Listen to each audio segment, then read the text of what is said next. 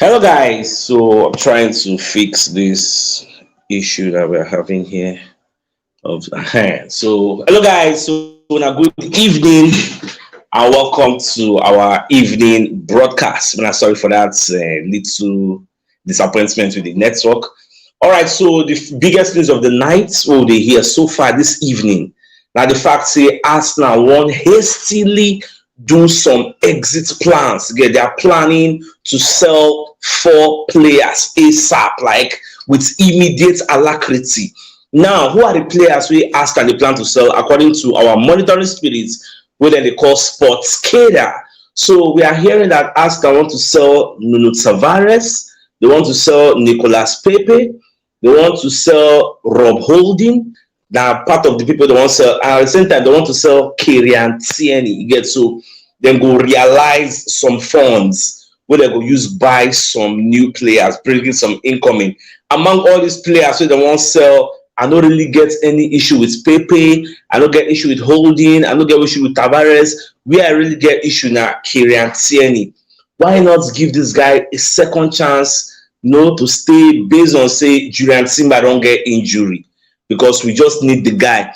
Unless maybe Ateta they guarantee or say if them sell Tierney, they are going to be buying another left back ASAP and they go fit see a left back it will make sense. We go do either an upgrade on Tierney because we don't want you lose Tierney, you can't go to sign somebody no day up to the level and standard of Kyrian Tierney or go do some kind of panic buy because as it be like this now, time don't they go. That's where me I'm saying it.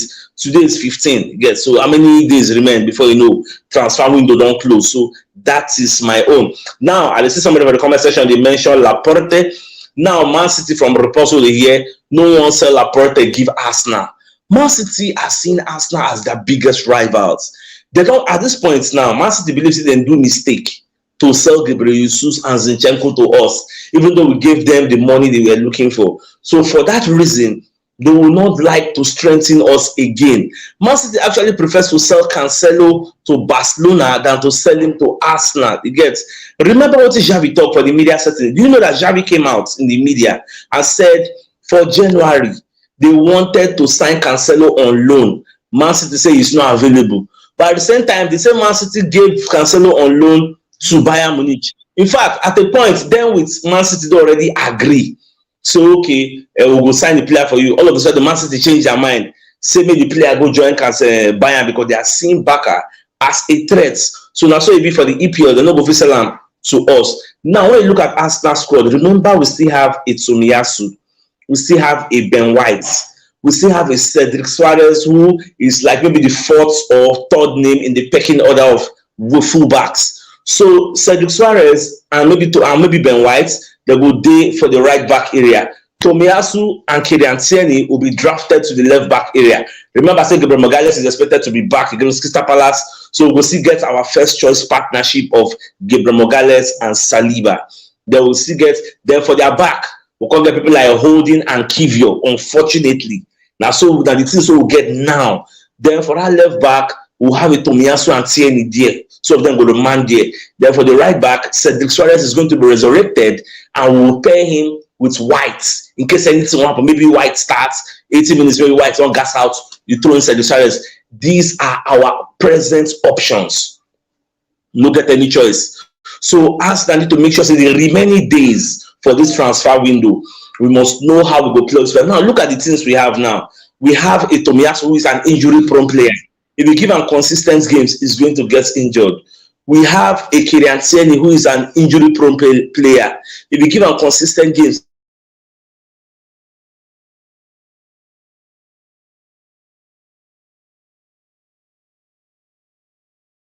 he's going to.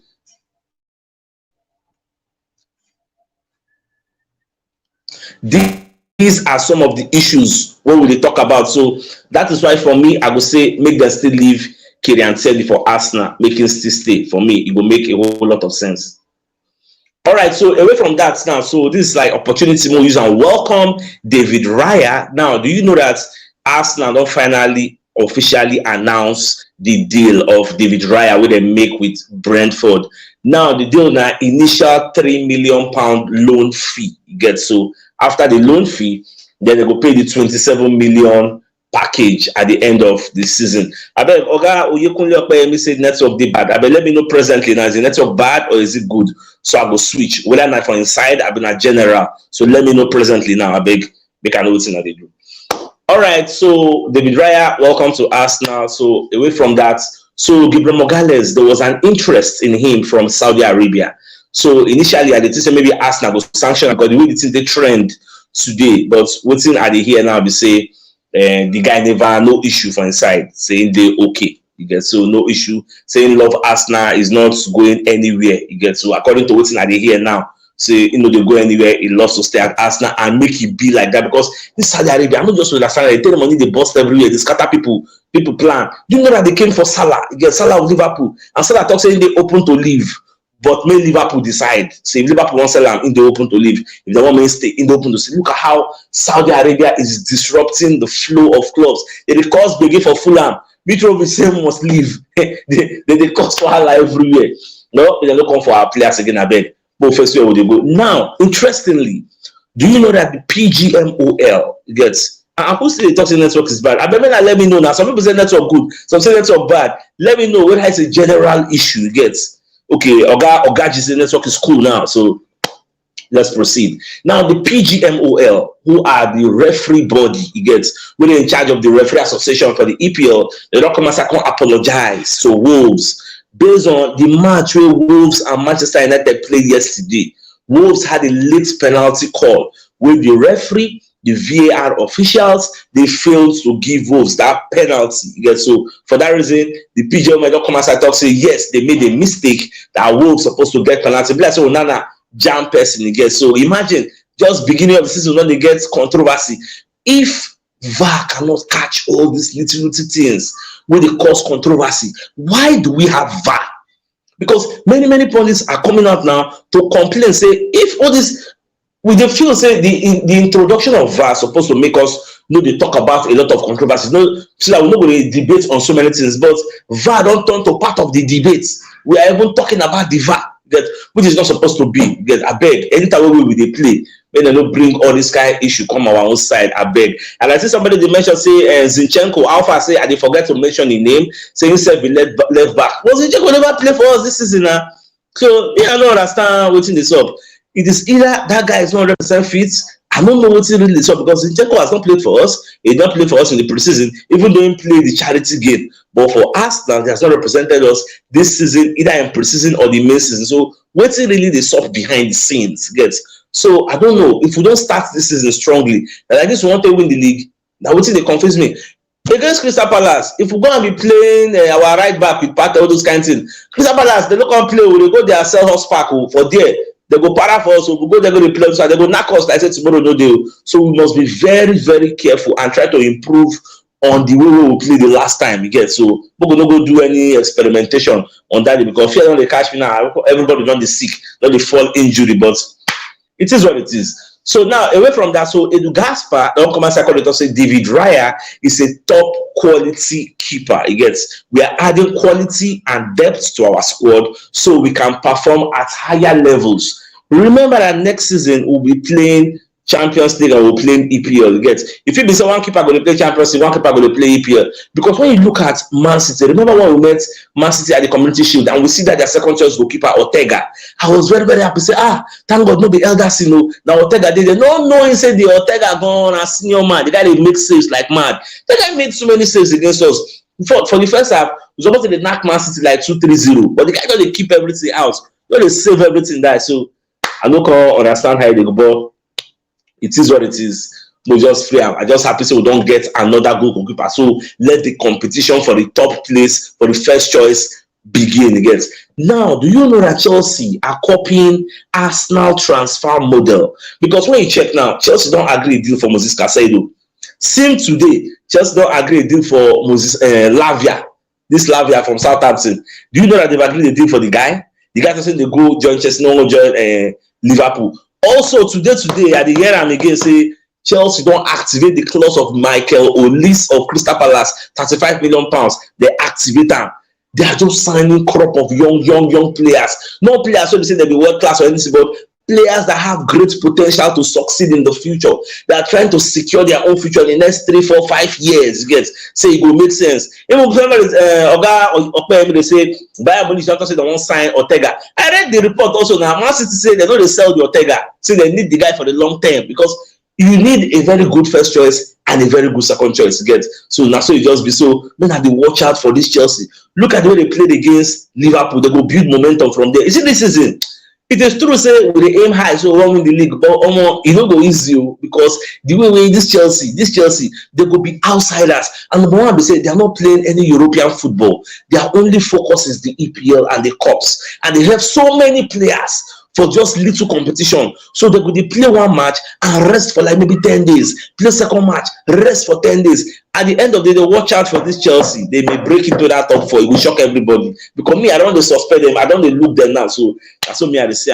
Like away from that, people like Alan Shearer is coming out and saying Arsenal is going to finish second behind Man City, and Nicolas Newcastle will finish 5th, sadly. But one sweet thing, he said, do you know that this season, if you finish 5th, there's a strong tendency that you will still go to Champions League. Because don't forget, say next season's Champions League format is going to be different from this season. We are moving from 42 teams to 46 teams. You get so there are 2 extra slots. Now today I can't read the report, can't understand that where there are 2 extra slots. And those 2 slots are going to 2 of the best countries who perform for UEFA competition, which means if maybe let's say UEFA competition are 3, there's UEFA Champions League, there's UEFA Europa League, then there's UEFA Europa Conference League. So let's assume, say, maybe Spain win 2 of that competition, then England can win 1. What it means is that England and Spain are the 2 countries that did well in UEFA competition. So one of those slots will go to England and go to Spain. And in Spain, 4 people now they qualify for Champions League. For England,